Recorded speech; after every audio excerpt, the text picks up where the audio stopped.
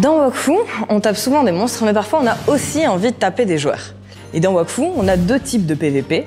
Le PVP au sein même de sa nation, où on attaque ses propres concitoyens, et le PVP international, qui va notamment se passer quand deux nations sont en guerre. Dans Wakfu, la liberté est vraiment au cœur du jeu et on a souhaité apporter ça au système de PVP. Chaque nation va avoir des lois et le joueur a la liberté soit de les suivre, soit de les enfreindre et ainsi devenir hors la loi.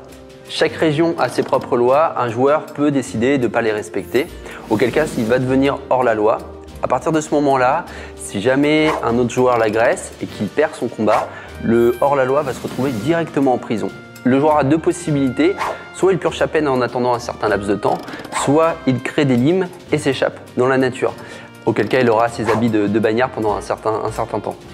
Les joueurs ont tout de même la possibilité d'agresser n'importe qui, n'importe quand. Par contre, certaines lois punissent sévèrement ces actions-là. Un joueur peut y trouver un véritable intérêt à devenir hors-la-loi. Il aura accès à des zones particulières et pourra apporter des équipements dédiés justement aux bandits et aux hors-la-loi. Les gouverneurs de chaque nation dans Wakfu sont les gérants des relations internationales. Et ils peuvent notamment, sur un coup de tête ou après un désaccord avec un gouverneur d'une autre nation, ils peuvent déclarer la guerre à une nation. Le front principal de ces guerres, il va se passer sur les îles conquérables. Ces îles conquérables, elles peuvent offrir un donjon exclusif, une ressource spécifique, des bonus de membres de clan, donc elles sont très intéressantes à posséder pour les nations.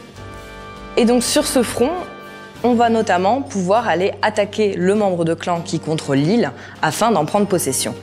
Ce membre de clan, il peut être attaqué par 6 joueurs, un groupe complet d'une même nation, mais il peut aussi être défendu par la nation qui le contrôle actuellement, puisqu'évidemment la nation n'a pas forcément envie de perdre son territoire chèrement acquis. Mais là où on a voulu rajouter un peu de fun, c'est qu'une nation, c'est pas seulement 6 joueurs, c'est généralement beaucoup de monde qui a envie de s'investir en PVP et qui a envie d'obtenir le territoire. Et pour ça, il existe plusieurs méthodes, plus ou moins vicieuses en fonction de vos préférences.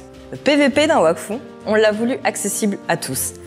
Que vous soyez un haut niveau qui veut aller taper le membre de clan directement, ou que vous soyez spécialisé dans les métiers de récolte et que vous ayez envie d'aller ravager l'écosystème de l'adversaire, vous pouvez avoir accès à la guerre, peu importe quelle est votre spécialité. En conclusion, le PVP dans Wakfu, ça peut être n'importe où, n'importe quand et contre n'importe qui.